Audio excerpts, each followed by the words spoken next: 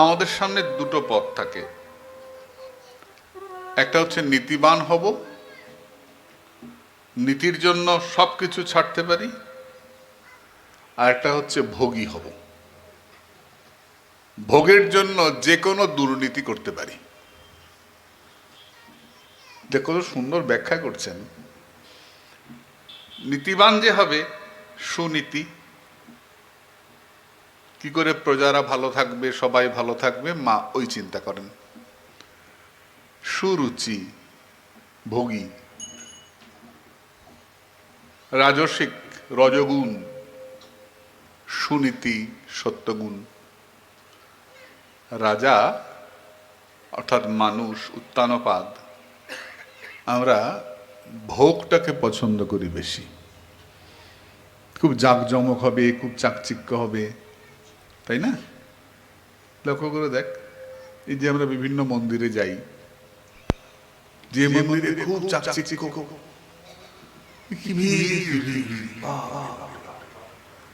কি বৃন্দাবনে রোববার করে গাড়ি ঢোকে না, কি ব্যাপার না? প্রেম মন্দিরে এত লোক ঢোকে, 50,000 লোক তো ঢোকেই প্রেম মন্দিরে, আমি অনুমান করছি, সংখ্যাটা ঠিক জানি না। তাছাড়াও বৃন্দাবনে বাঁকে বিহারী বলো, ইস্কন মন্দির বলো, যেগুলো খুব বড় বড় মন্দির, খুব সুন্দর সাজানো হয়,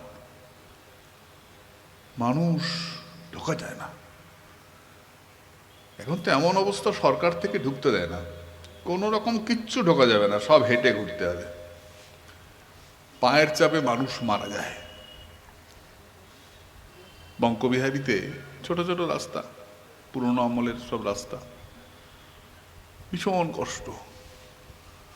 যখন ঢুকি কোনোভাবে কোনো মতে, হ্যাঁ বঙ্কবিহারী দেখার পর একটু ভালো লাগে, আবার বেরোবার সময় আরেক ধাক্কা। ঢুকবার সময় তো প্রাণ হাতে করে ঢুকতে হয়, কি ভিড়। তাছাড়াও কত মন্দির আছে, কেউ যায় না, ওই যারা জানে 2-4 জন যায়। কত পুরনো পুরনো মন্দির। জামাই বিনোদ, জামাই বিনোদ কি প্রতিষ্ঠিত মন্দির, ফাঁকা, কই লোক।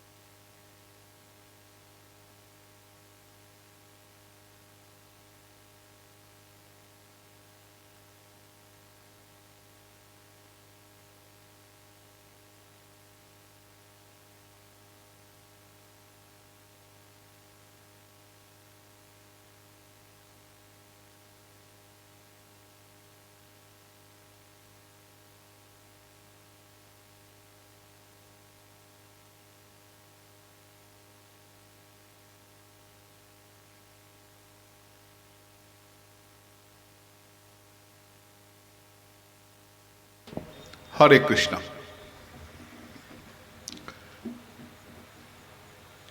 দেখবে যেখানে চাকচিক্য সেখানে মানুষের ভিড়, ঐশ্বর্য, রাজকীয় ব্যাপার। যেখানে সাত্ত্বিক, এ বৃন্দাবনে ভাগবত নিবাস, যেখানে রঘুনাথ দাস গোস্বামীর সেই গিরিধারী এখনো আছেন, প্রভুপাদ তিনকড়ি গোস্বামী যেখানে ভজন করেছেন, গিয়ে দেখিস তো কটা লোক যায়, জানেই না। অথচ ইস্কন মন্দিরের উল্টো দিকেই।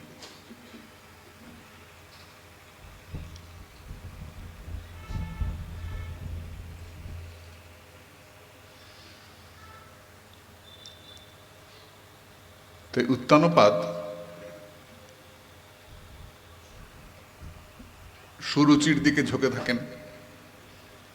সুরুচির পুত্রকে উত্তম, আরো ভোগ। আর সুনীতির পুত্রকে ধ্রুব, সত্য, তার ধ্বংস নাই। উত্তম বাবার কোলে ওঠে, কোনো সমস্যা হয় না। ধ্রুব যেই বাবার কোলে উঠতে গেলেন অমনি ভোগ বাধা দিল। সুরুচি বললেন বাবার কোলে তখনই উঠবে যখন আমার পেটে জন্মাবে, ভগবানকে ভজনা করে আমার পেটে জন্মাও। ধ্রুব গিয়ে মাকে বললেন, মা আমি হরি ভজন করব। মা আটকালেন না, ছেড়ে দিলেন। এখন কেন করবি, এখনো বয়স হয় নাই, আরো বয়স হোক, বিয়ে কর, সংসার কর, আগে ভোগ কর, তারপর ত্যাগ কর। কত রকম যুক্তি দাও না তোমরা। আমাদের আচার্যরা বলছেন অমনি করে ত্যাগ হয় না,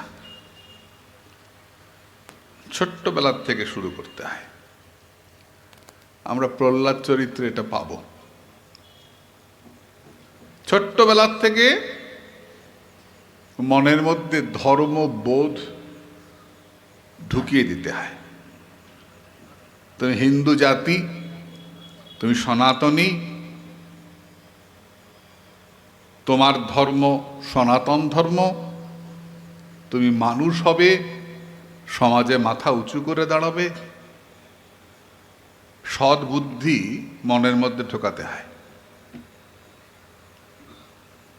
এটাই আমাদের ভারতবর্ষের পরম্পরা।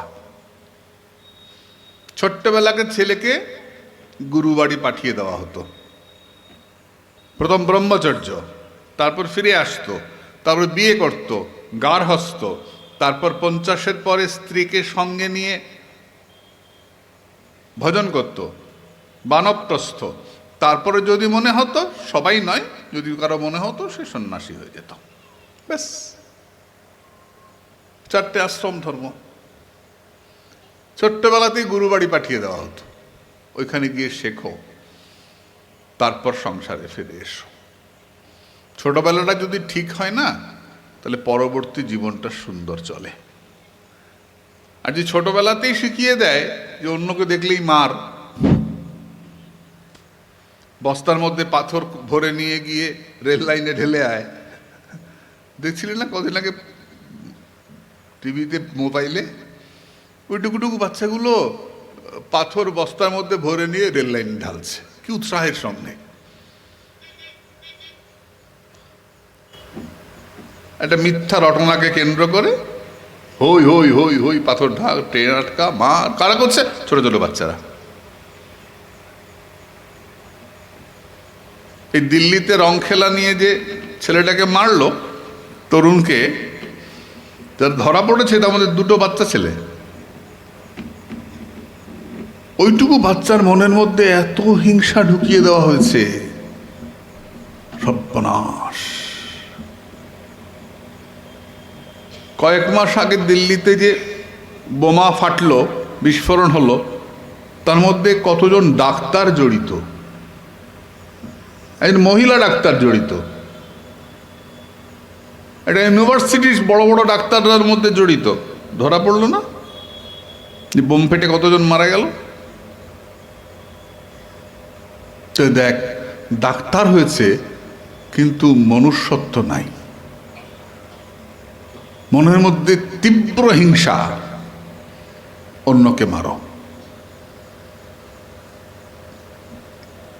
তাহলে আমরা, অনেকে বলে না যে আমরা এই মন্দির বানাবার কি দরকার, ভাগবত পাঠের কি দরকার, এর থেকে স্কুল বানাও, হাসপাতাল বানাও। শুনতে খুব ভালো লাগে, হ্যাঁ ভালো। স্কুলে গেলে কি হয়? স্কুলে গেলে জীবিকা তৈরি হয়। তুমি ডাক্তার হবে না মাস্টার হবে, কোন সাবজেক্ট নিয়ে তুমি পড়বে, কোন বিষয়ে। অঙ্কে ভালো তো ঠিক আছে, তুমি এটা হও।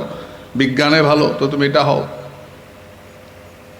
তুমি জীবনে বড় হয়ে কি হবে, এটা স্কুলে গেলে তৈরি হয়, বিদ্যালয় বলে দেয়। আর তুমি সাধু হবে না, চোর হবে না, ডাকাত হবে, এটা বিদ্যালয় বলে না, এটা দেবালয় বলে দেয়। বিদ্যালয় তোমাকে রোজগারের পথ করে দেয়, আর দেবালয়, মন্দির তোমাকে জীবন তৈরি করে দেয়, তোমাকে সৎ হতে শেখায়, মানুষ হতে শেখায়। কাউকে মারবে না, জীবে সম্মান দিবে জানি কৃষ্ণ অধিষ্ঠান। এটা বিদ্যালয়ে শেখানো হবে না, এটা দেবালয়ে শেখানো হবে। তাই বিদ্যালয়ে পাঠাবার সঙ্গে সঙ্গে বাচ্চাটাকে স্কুলে পাঠাচ্ছ পিঠের মধ্যে এক বোঝা বই দিয়ে, একেবারে পারলে তো নার্সিং হোম থেকে স্কুলে পাঠিয়ে দেয়, যা অবস্থা। কিন্তু আমাদের শাস্ত্রে বলেছেন 5 বছর পর্যন্ত কিচ্ছু করা যাবে না। 5 বছর বয়স পর্যন্ত বাচ্চা মুখে মুখে শিখবে, খেলার মাধ্যমে, হাসির মাধ্যমে, খেলার মাধ্যমে শিখবে। 5 বছর বয়সে তার মাথাটা, মস্তিষ্কটা তৈরি হবে, তখন তাকে হাতে খড়ি দেওয়া হয়। আমরা ছোটবেলায়, আমার হাতে খড়িটা একটু একটু মনে আছে, এই চতুর্ভুজা সরস্বতী পুজো হলো, তারপরে মস্ত বড় একজন সাধক এসেছিলেন আমাকে হাতে খড়ি দেওয়াতে, দাদু বলে ডাকতাম, মনে আছে আমার একটু একটু। সরস্বতী পুজো হবে, হাতে ঘড়ির দিন দেখে বিদ্যা আরম্ভ হবে। এখন তো 1.5 বছর 2 বছর কুটি কুটি বাচ্চাগুলোকে নিয়ে আসে, এটা লিখিয়ে দেন না, তো দিলাম লিখিয়ে, যা নিলাম একটা লিখিয়ে, তো কিছুই বোঝে না। এত বড় পিঠে বইয়ের বোঝা, স্কুলে গেল, স্কুল থেকে ফিরলো, তারপরে সুইমিংয়ে যাও, সাঁতার কাটো, সাঁতার থেকে ফেললো, টিউশনি করো, করতে করতে বাচ্চাটা একদম ক্লান্ত হয়ে পড়ে। মা ঠাকুমার কোলে উঠে, পেশামশাইয়ের কোলে উঠে বেড়ানো আবদার, বাচ্চাটা ছোট্টবেলার থেকে দৌড়াতে আরম্ভ করে, আরো আরো আরো, ও কম্পিউটার পারে তুই পারিস না, ও মুখটা পারে তুই পারিস না, ওর এই স্কুলে পড়ে, তো আমার ছেলে এই স্কুলে পড়তে হবে। হয় কিনা বল? কি অবস্থা! এতে শিক্ষিত হয়তো হচ্ছে, কিন্তু সাধু হচ্ছে না, সৎ হচ্ছে না। এই কম্পিটিশন, ওর ছেলে এই স্কুলে পড়ছে, ওর ছেলে এই গাড়িতে যায়, আমার ছেলে কেন যাবে না, আমার মেয়ে এটা কেন হবে না, একদম ছুটছে, সব সব ছুটছে, এক ভয়ঙ্কর প্রতিযোগিতা করতে করতে বাচ্চাগুলো মুখ থুবড়ে পড়ে যায়, খিটখিটে হয়ে যায়। দেখিস না কত আত্মহত্যা করে, কত রকম রোগ। বিদেশে ছোট ছোট বাচ্চারা মা বাবাকে খুন করতে যায়। কত পার্সেন্ট? 100 মধ্যে কত জানি? 30-40% বাচ্চা। এটা সমীক্ষায় দেখা গেছে। মা বাবার মধ্যে মিল নাই, অশান্তি। ও দেখতে পাচ্ছে বাবা আরেক জায়গায় থাকে, মা আরেকটা লোকের সঙ্গে থাকে। এটা কি বিশ্রী অবস্থা! পরিবার ভেঙে যাচ্ছে, কেউ কাউকে ভালোবাসে না, শুধু টাকা, ভোগ, মদের বোতল, ছোট ছোট। সমাজ শেষ হয়ে যাচ্ছে। এই সমাজ তৈরি করবে কে? সাধুরা। সাধুরা। এই সাধুরা যত এগিয়ে আসবেন সমাজ রক্ষা করবার জন্য, তত জানবে মা সমাজ ভালো থাকবে। আমার মনে আছে জানো, এক জায়গাতে এরকম সভা হচ্ছে, তো প্রশ্ন উত্তর হয় না, প্রশ্ন উত্তরে আমরা তখন কলেজে পড়ি, তো ওইখানে প্রশ্ন উত্তর দিচ্ছেন দেবানন্দ গৌড়ীয় মঠের আচার্য। আমরা আচার্য বাবা বলি ডাকতাম।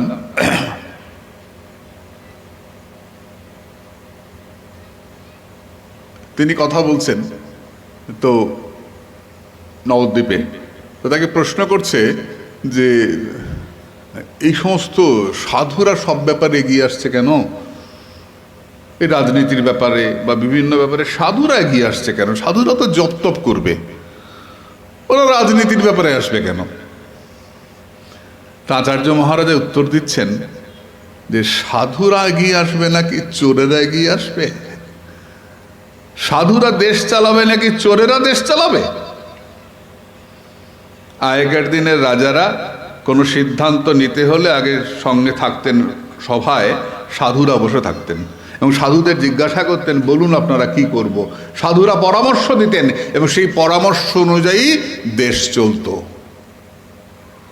যখন বিশ্বামিত্র এলেন রাম লক্ষ্মণকে নেবার জন্য, তারকা রাক্ষসীকে বধ করতে হবে, তারকা রাক্ষসী উৎপাত করে, খুব ভালো করে জানো। এই তারকা রাক্ষসীকে বধ করবার জন্য বিশ্বামিত্র এসছেন, তো দশরথ তাকাচ্ছেন বশিষ্ঠের দিকে, গুরু বশিষ্ঠ বসে আছেন, কি হবে নিয়ে এসো। দশরথ তাড়াতাড়ি করে বিশ্বামিত্রকে, খুব রাগী সাধু, বাপরে, বলুন কি করতে হবে। তখন বিশ্বামিত্র বলছেন, তোমার 2 ছেলেকে আমার সঙ্গে দিতে হবে। কেন? তারকাকে বধ করতে হবে, রাম লক্ষ্মণকে নেব। দশরথ বলছেন যে রাম লক্ষ্মণকে কেন নেবেন, আমাকে বলুন, আমি একেবারে চতুরঙ্গিনী সেনা নিয়ে, হাতি ঘোড়া রথ নিয়ে গিয়ে তারকাকে মেরে দিয়ে আসবো। আমাকে বলুন, রাম লক্ষ্মণকে কেন নেবেন? বিশ্বামিত্র বলছেন, দশরথ তোমাকে কেন লাগবে? আমি আমার তপস্যার বলে তারকাকে মারতে পারি, তারকাকে মারবার জন্য আমি একাই যথেষ্ট। তাহলে রাম লক্ষ্মণকে নেবেন কেন? বলে আমি মারতে পারি, তাড়তে তো পারবো না, তারণ করতে তো পারবো না, আমি মেরে দিতে পারবো। রাম লক্ষ্মণের হাতে যদি ও মরে তারকা, তাহলে উদ্ধার হয়ে যাবে রাম দর্শন করে, তাই রাম লক্ষ্মণকে দরকার। দশরথ জিজ্ঞাসা করছেন বশিষ্ঠকে, কি করব? বশিষ্ঠ বললেন, যাও মাকে প্রণাম করে যাও। রাম লক্ষ্মণকে বলো মাকে প্রণাম করতে। দশরথ বললেন, যদি মা না ছাড়ে? বশিষ্ঠ বললেন, মা যদি না ছাড়ে ওরা যাবে না, কিন্তু কোন অবস্থাতে নীতি থেকে সরানো যাবে না।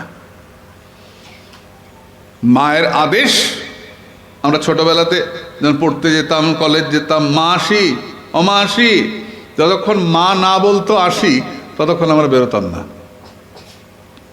মা হয়তো রান্নায় ব্যস্ত বা কোনো কাজে ব্যস্ত, ও মা আসি, ও মা আসি, আচ্ছা আসো, ব্যস্ত, আসো শুনলো, বেরিয়ে পড়লাম আমরা। এটা আমাদের ভারতবর্ষ। ওই মা বললে তারপর বেরোবো। বাবা স্বর্গ, পিতা স্বর্গ, পিতা ধর্ম, আর মা জননী জন্মভূমিশ্চ স্বর্গাদ বিগরিয়সি। তাই ভারতবর্ষে 51 শক্তিপীঠ, কালকে আমরা আলোচনা করেছি, 51 শক্তিপীঠ মায়ের থান। আমরা মাকে প্রণাম করে যাই। দূরে যখন পাঠে আসতাম, দূরে যাচ্ছি, মা প্রণাম করলে মা বা পায়ের ধুলা নিয়ে 3 বার মাথায় দিয়ে আঙ্গুল কামড়ে দিয়ে করে দিতেন। আমার ছোট ভাই বলতো লাইফ ইন্স্যুরেন্স হচ্ছে, মা থুতু দিয়ে দিল তো লাইফ ইন্স্যুরেন্স হয়ে গেল। সত্যি সত্যি মা থুতু দিয়ে দিয়েছে আঙ্গুল কামড়ে, আশীর্বাদ। মা কি আটকালেন রাম লক্ষ্মণকে? না, যাও। তারকা বধের জন্য, দেশ রক্ষার জন্য মা ছেড়ে দিলেন, যাও রাম তারকা বধ করে এসো। তাই মাগো, তোমরাও তোমাদের সন্তানকে এই দেশকে রক্ষার জন্য, এই ভারতকে রক্ষার জন্য, আমাদের ধর্মকে রক্ষার জন্য, মন্দিরকে রক্ষার জন্য তোমরাও তোমাদের বাচ্চাগুলোকে তৈরি করো। শুধু পড়াশোনার, কম্পিউটার আর এই আর সেই করে বিদ্যালয়ে পাঠিয়ে ওদেরকে যন্ত্র তৈরি করো না, ওদেরকে মানুষ তৈরি করো। মানুষ তো আজকে মানুষের বড় অভাব। বলে কেন, কত মানুষ ঘুরে বেড়াচ্ছেন? না না, সাধু মানুষের বড় অভাব, সৎ মানুষের বড় অভাব। দেখছো না শিক্ষামন্ত্রীর মেঝেতে কত কোটি টাকা পাওয়া গেল, টাকার পাহাড়। শিক্ষামন্ত্রীর মেঝেতেই যদি শিক্ষামন্ত্রী যদি এত চুরি করে, তাহলে যারা শিক্ষিত নয় তারা কি করবে? ঠিকই করছে, ঠিক কি না? তো এটা কি শিক্ষা বলবে? উনি তো স্কুলে গেছেন, অনেক বড় বড় ডিগ্রি আছে।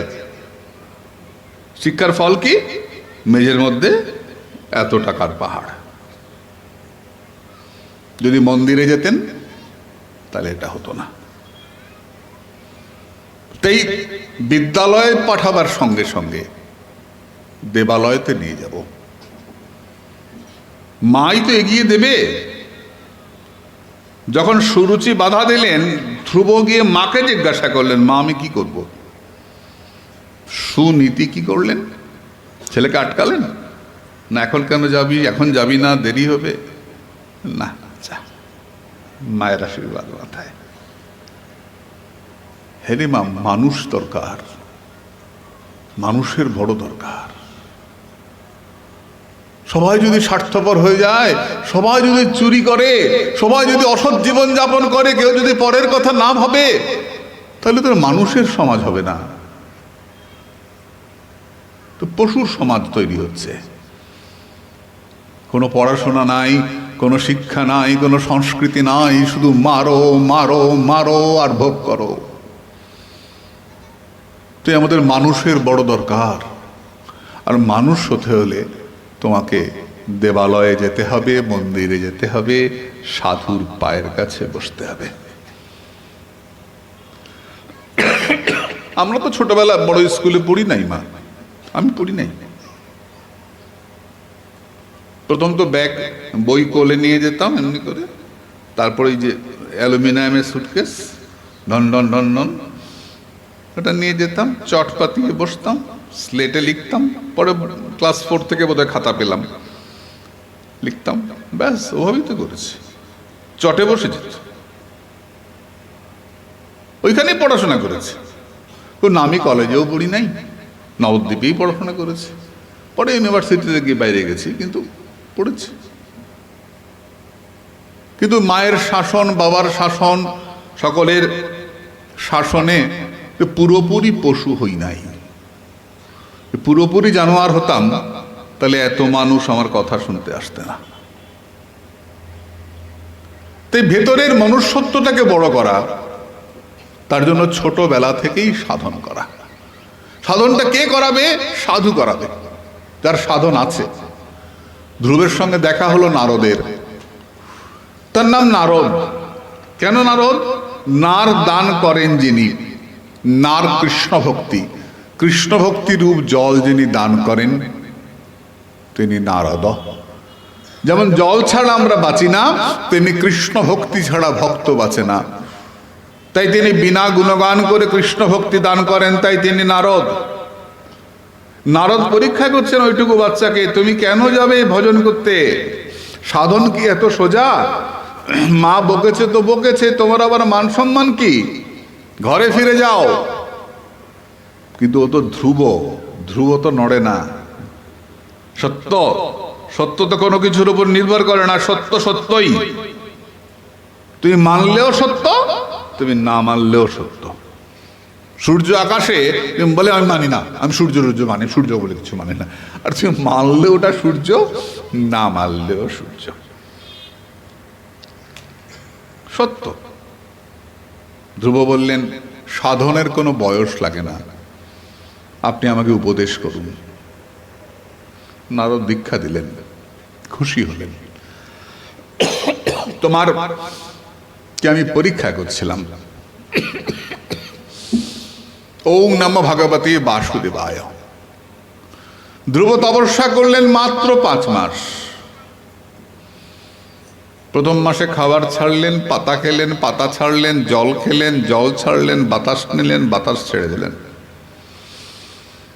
5 মাসে ভগবান সামনে এসে দাঁড়িয়ে পড়লেন। কি চাও ধ্রুব? তং সাক্ষাৎ করণাল্লাধ বিশুদ্ধাপ্তি স্থিতশ্রমে সুখানি গস্পদায়ন্তে ব্রহ্মণ্যপি জগদ্গুরু। তোমাকে দর্শন করে যে আনন্দ হচ্ছে এর সঙ্গে কোটি ব্রহ্মানন্দের কোনো তুলনা হয় না। হে ভগবান, যদি দিতে হয় আমায় কৃপা করো। বলে কি কৃপা, আমাকে চাও? বলে না, তোমাকে চাই না। তাহলে আমাকে চাও না তো কি চাও? তোমাকে না পেলে ক্ষতি নাই, কৃপা করো তোমার শুদ্ধা ভক্তি যারা বহন করে বেড়াচ্ছেন সেই সাধুগুরু বৈষ্ণবের চরণতলে বসে যেন প্রাণ ভরে তোমার কথা শুনতে পারি। তোমাকে না পেলে ক্ষতি নাই, কিন্তু তোমার কথা থেকে যেন বঞ্চিত না হই। ভগবান ফিরে গেলেন। ধ্রুবের বাবা উত্তানপাদ ছেলের জন্য পাগল হয়ে গেছেন। কোথায় গেল ছেলে? দেবর্ষি নারদ এসে বলছেন, মামা সুচ শতনয়ং দেবগুপ্তং বিষাম্পতে, মামা সুচ শতনয়ং দেবগুপ্তং বিষাম্পতে। তুমি চিন্তা করো না, চিন্তা করো না, তোমার ছেলে ভালো আছে। আপনি কি করে জানলেন আমার ছেলে ভালো আছে? নারদ বললেন, আমি দেখে এলাম ও বসে মন্ত্র জপ করছে আর স্বয়ং মহাদেব ত্রিশূল হাতে দাঁড়িয়ে থেকে তোমার ছেলেকে রক্ষা করছেন, যে তোমার ছেলের বিপদ না আসে। সমস্ত দেবতারা আকাশ মার্গ থেকে তোমার ছেলেকে রক্ষা করছেন। যে কৃষ্ণ ভজন করে সর্বদেবতা তাকে রক্ষা করে। ধ্রুব ফিরে এলেন, বাবা ছেলেকে সম্পত্তি দিয়ে বনবাসে চলে গেলেন। ধ্রুব খুশি হলেন না। কি চাইতে গেছিলাম আর কি পেলাম, সেই রাজাই হলাম। ধ্রুবের ছোট ভাই উত্তমাং ছোট মা সুরুচি বনে গিয়ে কুবেরের অনুচরদের দ্বারা নিহত হলেন। ভোগের তো মানে ভোগ বাড়তে বাড়তে একসময় ধ্বংস হয়ে যায়। কালকে আমরা আলোচনা করেছি না, মারা গেলেন। ধ্রুব অলকাপুরী আক্রমণ করলেন, কুবেরের রাজধানী। দুই পক্ষে তুমুল যুদ্ধ হলো। তখন ধ্রুবের ঠাকুরদাদা মনু এসে বললেন, ধ্রুব তুমি এটা ঠিক করছো না। নায়ং মার্গহি সাধুনাং ঋষিকেশানুবর্তিনাম যদাত্মানং পরাগৃহ্য পশুবদ ভূত বৈষম ন চৈতে পুত্রক ভ্রাতুর হন্তার ধনদানুগা বিসর্গদানস্তাতো পুংসদৈবং হি কারণম। ধ্রুব, এটা তোমার কাজ না। যার ভগবান দর্শন হয়ে গেছে সেই জন্য মারামারি করবে, এটা ঠিক হয় না। যে ভগবানের নাম করে রাস্তায় বেরিয়ে পড়েছে সে সম্পত্তির জন্য মারপিট করবে, এটা হয় না। এরকম আমাদের বৈষ্ণব জগতে এরকম দৃষ্টান্ত আছে। বৃন্দাবনে গেলেন, বৃন্দাবনে তীব্র ভজন করছেন, হঠাৎ করে খবর এলো মা ওই বাবা অসুস্থ। তো সেখান থেকে এলেন বাবাকে দেখতে, বাবা মারা গেলেন। বাবা মারা যাওয়ার পর ভাইয়ে ভাই অশান্তি শুরু হলো, তার আর বৃন্দাবন যাওয়াই হলো না। ভাইয়ে ভাইয়ের লড়াই, কেস, মামলা, মোকদ্দমা, বৃন্দাবন বাস মাথায় উঠে গেল। দেখলি অবস্থা? এটাই হয়। অনেক দুঃখের পরে লয়েছিলে ব্রজপুরে কৃপাডোর গলায় বান্ধিয়া, দৈবমালা মায়া বলাৎকারে খসাইয়া সেই ডোরে ভবকূপে দিলে কটারিয়া। কাজে আমি অনেকদিন ভজন করছি।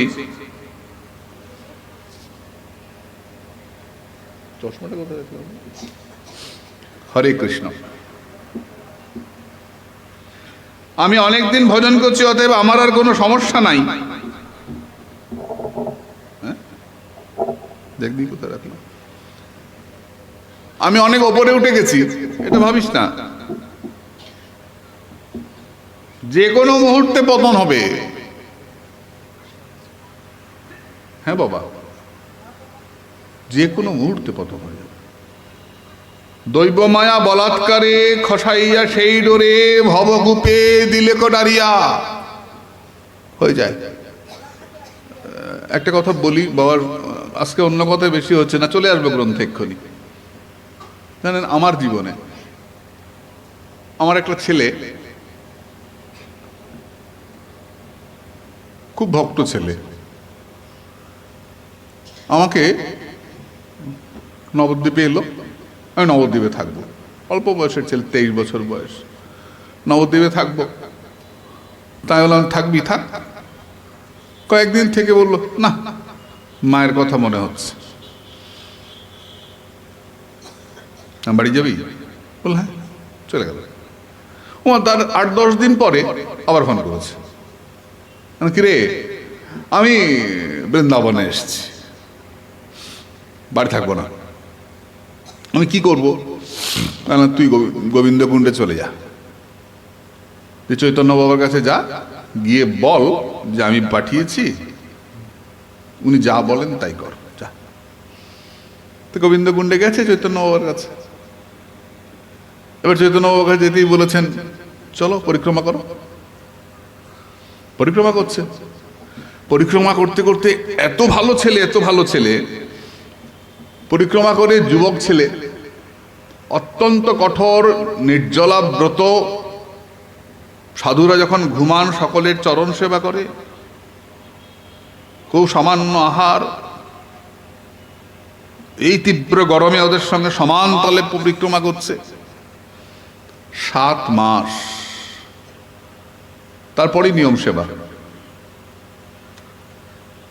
তা আমি ফোন করে জিজ্ঞেস করছি যে চৈতন্য বাবাকে, দাদাজি ভোলা কি করছে? ওর নাম ভোলা। কি করছে? বলি ভোলা টিকে গেল, 7 মাস এইভাবে রোদে পুড়ছে। উনি যেতে বলেছিলেন, এসছো গোবর্ধনে, পুড়ে যাবে, পুড়ে যাবে। তপস্যা মানে তাপ, পুড়ে যাবে। বলে না, আমি থাকবো। তো আমাকে বলছেন ভোলা টিকে গেল, টিকে গেল। তারপরে আমি নিয়ম সেবায় গেছি রাধাকুণ্ডে। তো পরিক্রমা করে আমার সাথে দেখা করতে আসে, দেখি পোড়া কাঠের মতো হয়ে গেছে, এত কঠোরতা। তা আমি আসলে পরে আমি লুকিয়ে লুকিয়ে খাবার রাখি, ভোলা এটা খা, ভোলা ছানা খা, খা। তো অন্যান্য অল্প বয়সের সাধুরা হিংসা করে, হ্যাঁ নিজের শিষ্য তো, তাই ভালো ভালো ওর জন্য খাবার রাখে। এ মজা হয়, খুব খুব বেশি ঝগড়া লাগিয়েছে। যদি লোক খাচ্ছে তাই অশান্তি লেগে গেল। হ্যাঁ আমাদের জন্য রাখে না, ওর জন্য রাখে। তা আমি দেখি যে এত রোগা হয়ে গেছে, ঠিক করছে, তো রাখি। আসবার সময় আমি 4000 টাকা দিয়ে ওষুধের ফাইল কিনে দিয়ে এলাম, 4টে ফাইল, যে ভোলা খাস। বলা আচ্ছা। বিশ্বাস করো বাবা, আমি রাধাকুণ্ড থেকে ফেরার পরে কয়েকদিন হঠাৎ করে আমাকে বিশেষ মহাত্মা, ওখানে ভজনানন্দী, অল্প বয়সের ছেলে স্বরূপ, আমার ভাই স্বরূপ ফোন করে বলছে, দাদাজি ভোলা বাড়ি ফিরে যাচ্ছে। মানে কেন? বলে মা ডেকেছে। আমি চৈতন্য বাবাকে বললাম যে দাদাজি ওকে ছাড়ছেন কেন? এত তৈরি হয়েছে, ছেড়ে দিচ্ছেন বাড়িতে, আবার সেই ভোগে পড়বে গিয়ে। বহু জন্মের থাকলে ভাগ্য বিষয় ছেলে হয় বৈরাগ্য, একটা কথা আছে না আমাদের মধ্যে, ফিরে যাবে ভোলা। তখন চৈতন্যজি বলছেন, ওর তো আরো ভাই আছে, ভোলা যদি আজকে মারা যেত ওর মাকে কে দেখতো? অন্য ভাইয়েরাই তো দেখতো, ভোলাকেই দেখতে হবে। আপনি বলুন। ভোলা কিন্তু আমায় কেন ফোন করছে না, কিচ্ছু বলছে না আমাকে। ভোলা ফিরে যাবে, মাকে দেখবে, তারপর ফিরে আসবে। সাধুরা জোগাড় করে ওর হাতে 25,000 টাকা দিয়েছেন, যা মায়ের চিকিৎসা করিস। সাধুরা তো কোনো টাকা রাখেন না, কেউ দিলে রেখে দেন, কোনো সেবায় লাগিয়ে দেন। 25,000 টাকা দিয়েছেন। জানিস মা, ফিরে যাবার পর থেকে আজ পর্যন্ত 2 বছর হলো ভোলা আমাকে একটা ফোনও করে নাই, সাধুদেরকেও ফোন করে নাই। একদিন নাকি ফোন করেছিল। এবার আমি মধ্যপ্রদেশে গেছি, ইন্দোরে। আমি সকালে পুজো করছি, দেখছি ভোলা এসছে, প্যান্ট শার্ট পরা, একদম সুন্দর সাজ, উল্টানো চুল, স্টাইল করে পেছনে এসে বসছে। আমি বুঝতে পেরেছি ভোলা এসছে। আমি পুজো শেষ করে একটা সন্দেশ নিয়ে, এই ভোলা এই না, এটা তোর। হাত পাতিয়েছে, খুব দামি জামা পরা হাতে, দেখলাম, দিলাম। আর একটা সন্দেশ নিয়ে আমি বলছি এটা তোর বউয়ের, নিয়ে নিল। তাহলে প্রভুজি আমি আসি। আমি জিজ্ঞেস করলাম ওই মেয়েটাই আছে তো? বললো হ্যাঁ। আর আসবি না? কাম কাজ করি তো, ওই যে গেল, আসা নাই। তারপর শুনলাম ফোন নাম্বারও বদলে দিয়েছে, ঠিকানাও বদলে দিয়েছে, আর সম্পর্ক রাখে না। আমি চৈতন্য বাবাকে জিজ্ঞেস করলাম, দাদাজি এত মিশলো, এত সেবা করলো, এত চরণ সেবা করলো, এত গোবর্ধন পরিক্রমা করলো, 7 মাস আপনাদের কাছে থাকলো, ভোলা পড়ে গেল। আমি মনে মনে ভাবতাম কি, আমি তো একটা কুকুর, ভোলা ভজন করবে আর আমি ওর সঙ্গে ধরে আমি পার হয়ে যাব। ভোলা পড়ে গেল। চৈতন্য বাবা বললেন, কর্ম অতি দুর্দৈব, প্রারব্ধকে টেনে নিয়ে গেল, প্রারব্ধ টেনে নিয়ে গেল। ভোলা আর ফিরবে না? ফিরবে, আগে তো প্রারব্ধটা ভোগ করুক, পূর্বজন্মের কর্মফল এমনি করে নিয়ে যায়। জানি না গত 1 বছর কোথায় আছে বলা।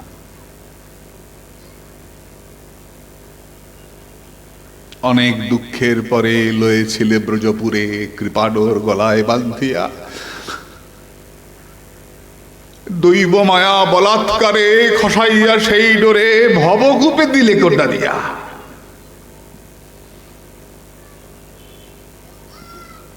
মহা মহা ভজনেতে পড়ে যায় বাদ।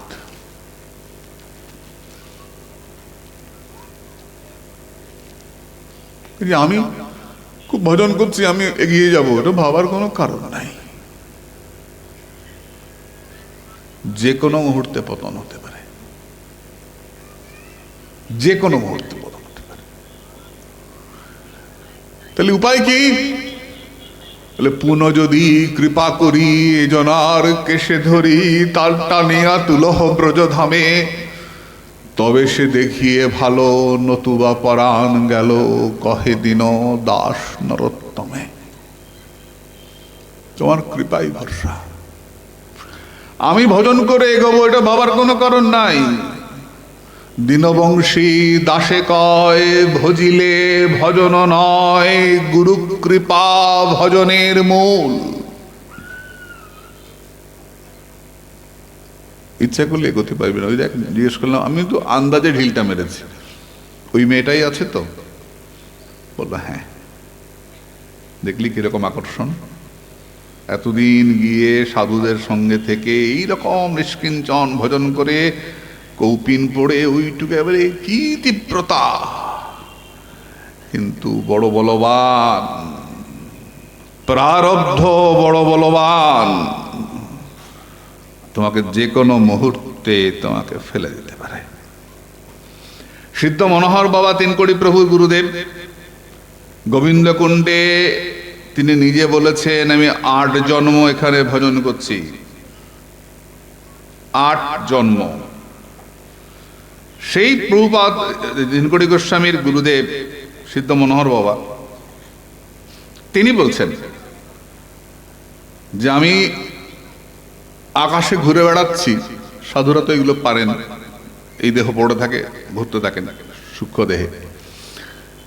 বলছেন আকাশে ঘুরছি, ঘুরতে ঘুরতে যাচ্ছি, দেখছি একটা মেয়ে আমাকে ডাকছে। কে রে মেয়েটা?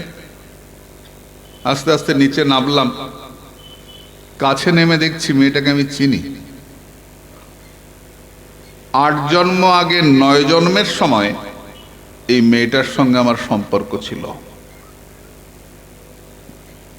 এই 9 জন্ম পরেও ওই যে সংস্কার, বীজ 9 জন্ম পরে আমাকে আকর্ষণ করে নামাচ্ছে, নামিয়ে নিয়ে আসে।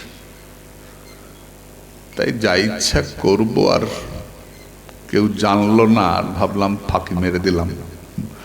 বন্ধু, এত সোজা নয়। যে যেমন কর্ম করে কাজ বুঝে তার দেয় বেতন। সকর্ম ফলভোক্তু মানা। তোমার কর্ম তোমাকে ভোগ করিতেই হইবে। এত সহজে যাবে নাকি? পাপ করছিস আর ফল পাবি না? পাবি। আমি অবাক হয়ে গেলাম, ভোলা চলে গেল এতদিন পরে, এত সাধন করে, এত সাধু সঙ্গ করে। ভয়ঙ্কর এটা হয়। তিনকড়ি প্রভুর শিষ্য ছিলেন প্রহ্লাদ দাসজি, সংস্কৃতে ডক্টরেট।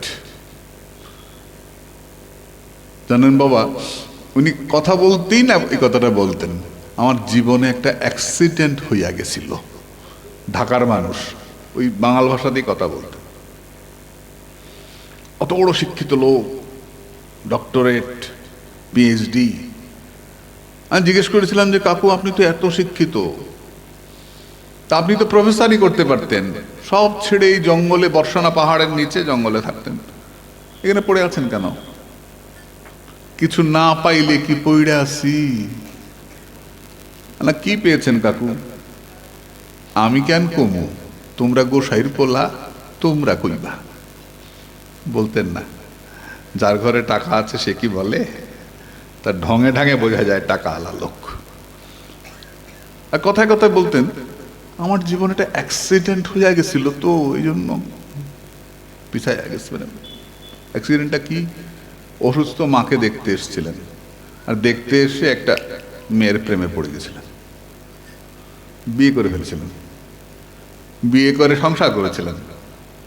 তারপরে ওই যে সোনা কাদায় পড়ে গেলে ঢেকে যায়, কিন্তু সোনা নষ্ট হয় না। কাদা ধুয়ে গেলে সোনা আবার প্রকাশ হয়।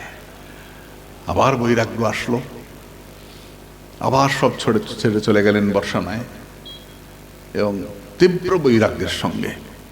প্রহ্লাদ বাবাকে আমরা দেখেছি, অনেকবারই দেখেছি, তীব্র বৈরাগ্যের সঙ্গে।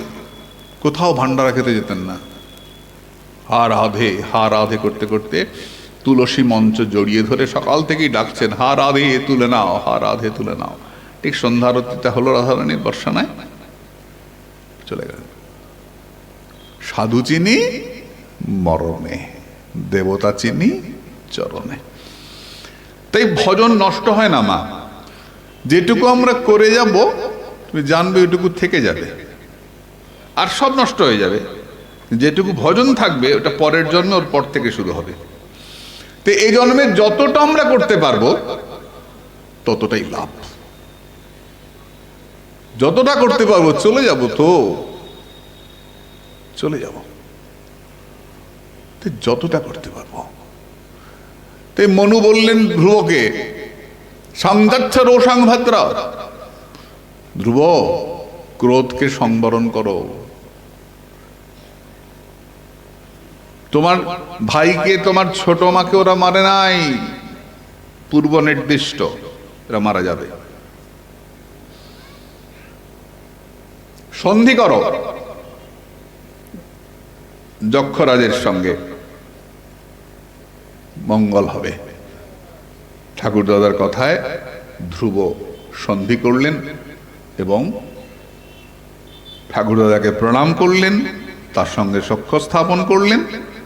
ভগবানকে দর্শন করতে করতে ধ্রুবলোকে চলে গেলেন। এই ধ্রুবের দুই পুত্র উৎপল এবং বৎসর।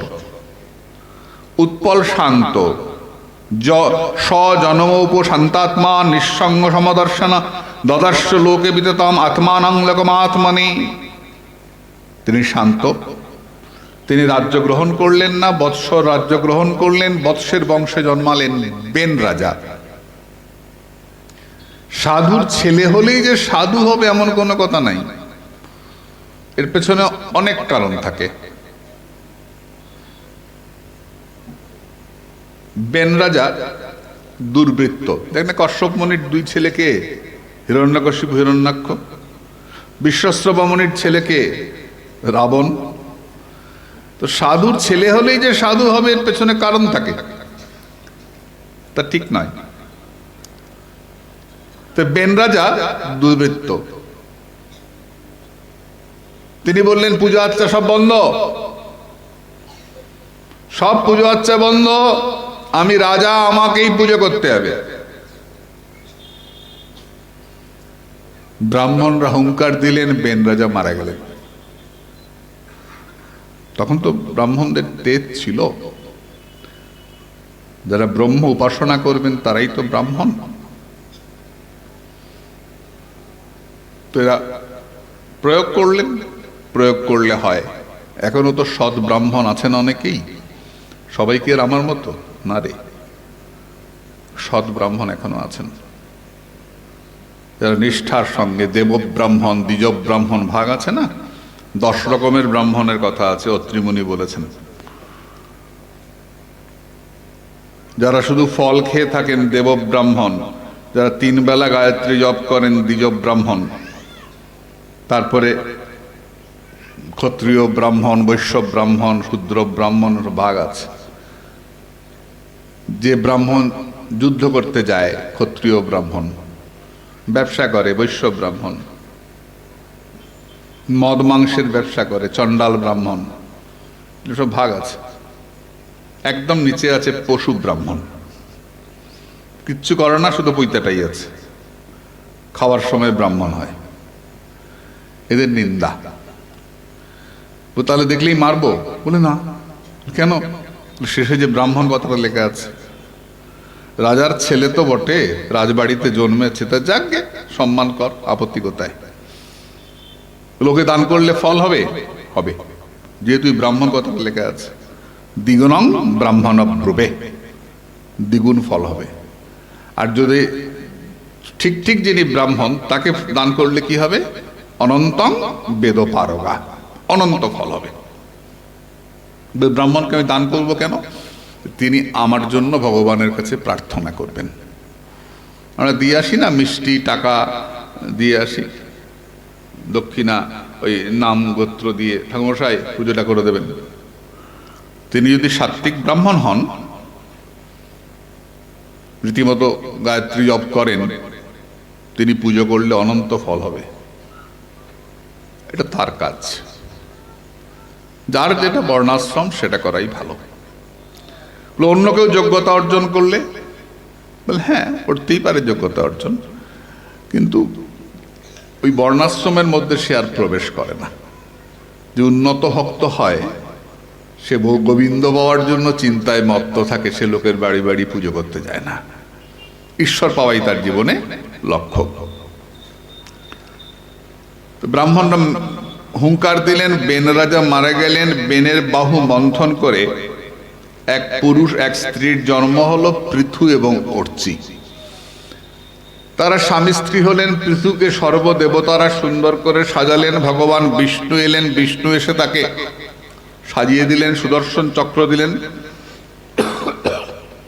পৃথু কি বললেন? আমাদের যদি কেউ সাজায় আমাকে, অলঙ্কার পরিয়ে বেশ রাজা রাজা ভাব হবে না? পৃথু কি বললেন? এ মনিহার আমায় নাহি সাজে, কিমাশ্রয় মেস্তবে সজ্জতাং মা মজ্জ ভুবন বিতথো গিরুব প্রভব আত্মন স্তোত্রং যুগুপসন্ত বিবিশ্রুতা রিবন্ত পরমোদারা পৌরুষাং বিগর্হিতম। যারা বড় বড় মানুষ তারা নিজের প্রশংসা নিজে করে না। সেবক কখনো নিজেকে প্রকাশ করে না। সে যে সেবকই হোক, যে দেশের সেবা করবে, রাজ্যের সেবা করবে, যে সেবক বড় বড় পদে থাকবে, নিজেকে প্রকাশ করবে না। রিমন্ত পরম দ্বারা প্রশংসা করলে সে লজ্জিত হবে। এটাই যে মানুষের সেবা করবে তার ধর্ম। ভাগবতের চতুর্থের 15-25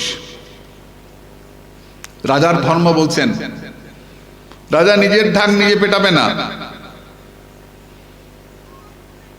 রাজা নম্র হবে, দেশের সেবার জন্য নিজেকে সমর্পণ করে দেবে। প্রজার সম্পত্তি চুরি করবে না, যা কিছু সব প্রজাকে বিলিয়ে দেবে। পৃথুকে সমস্ত প্রজারা এসে বলল যে শস্য হচ্ছে না। পৃথু তীরধনুক ধরলেন, পৃথিবীকে মারবেন। পৃথিবী এসে বললেন আমাকে মেরো না। কেন? যখন দুষ্টু রাজা আসে আমি সব হরণ করে নেই, ভালো রাজা আসলে ফিরিয়ে দেই। তুমি ভালো রাজা এসছো, আমি গরুর রূপ ধরে দাঁড়াচ্ছি, তুমি আমাকে দহন করো। পৃথিবী গরুর রূপ ধরে দাঁড়ালেন, পৃথু গোদহন করলেন। পৃথিবী আর গোমাতা সমার্থক।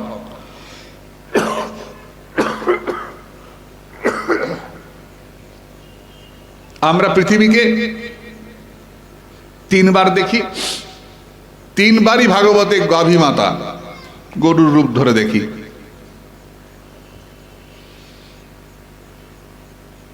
যে গো সেবা করে সে পৃথিবীর সেবা করে। যে প্রতিদিন গরুকে কিছু খাওয়ায় তার দুর্ভাগ্য কেটে যায়। প্রতিদিন কিছু না কিছু গোমাতাকে দেবে, ষাঁড়কে দেবে।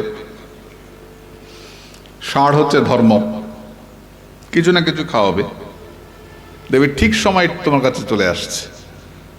আচ্ছা না, দোকানে দোকানে দেখবি ষাঁড়গুলো ঘরে, বা যারা প্রতিদিন দেয় তাদের ঘরে ঠিক চলে আসে, ঠিক সময় চলে এলো হেলতে দুলতে, হাউ করে ডাকে, দিল কিছু খাওয়ার। গো সেবা করবে, গো সেবা করলে মঙ্গল হবে। কিন্তু দুর্ভাগ্য হিন্দু বাঙালির, আমরা গো সেবা করি না, আমরা কুকুর সেবাতে বেশি করে মন দিয়েছি। কুকুর সেবা আমাদের নয়, হিন্দুদের জন্য নয় কুকুরের সেবা। গোমাতাকে পুজো করবে, গো সেবার কথা বলা হয়েছে। ভগবান গো ব্রাহ্মণ হিতায়চ, গরুর হিতকর্তা ভগবান। তাই মাগো খুব বেশি করে গো সেবা করবে। একটু পয়সা হলেই ঘরে একটা কুকুর আনতে হবে। কেন? কুকুরের দৃষ্টি পড়লে সেটা ভোগ হয় না। কুকুরের বিষ্ঠা বাড়ালে স্নান করে আমরা ঘরে ঢুকতাম, মা বলতেন শনি ঢোকে। আর ঘরে কুকুর ঘুরে বেড়াচ্ছে, যেখানে সেখানে বিষ্ঠা ত্যাগ করছে, পেচ্ছাপ করে দিচ্ছে, ঘরটাই অপবিত্র, এখানে ভগবত সেবা হবে না।